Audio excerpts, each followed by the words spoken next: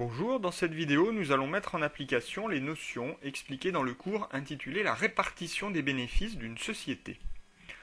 Notre application est la suivante. Nous extrayons les éléments suivants de la comptabilité de l'entreprise Groucho au 31 décembre N. Nous avons donc un extrait du passif avant répartition des bénéfices.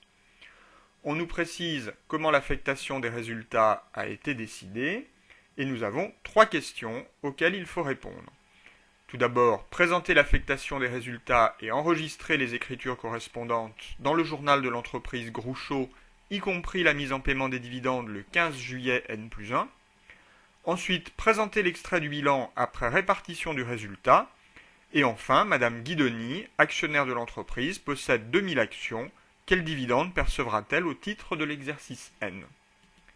Je vous suggère de mettre cette vidéo en pause afin de résoudre vous-même cet exercice à partir du fichier qui vous est fourni sur le site, puis vous pourrez redémarrer la vidéo pour voir la correction de l'exercice.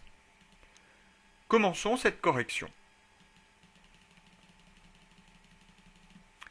Pour réaliser l'affectation des résultats, nous allons partir du résultat de l'exercice qui s'élève à 127 500 €.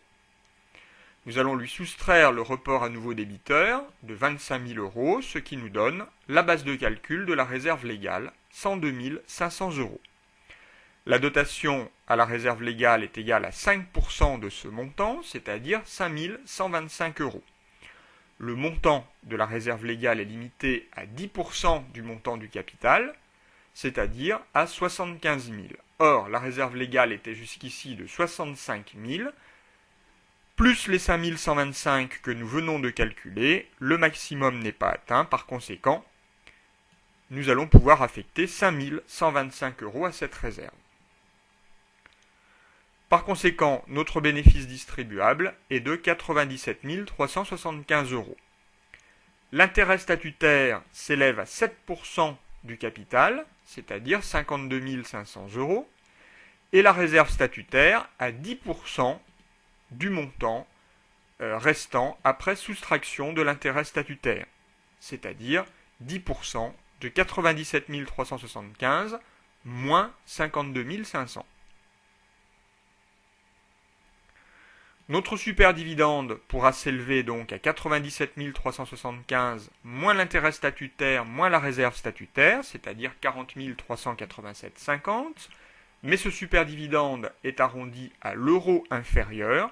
Comme nous avons en tout 37 500 actions, cela nous donnera un super dividende par action de 1 € et donc un montant total de 37 500. Par conséquent, il nous restera un report à nouveau bénéficiaire de 2 887,50.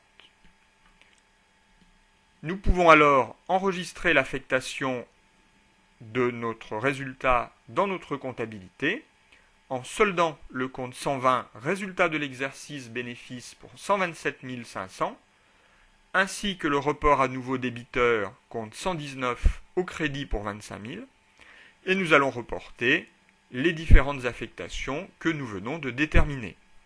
La réserve légale, la réserve statutaire, le dividende à payer aux associés et le report à nouveau créditeur.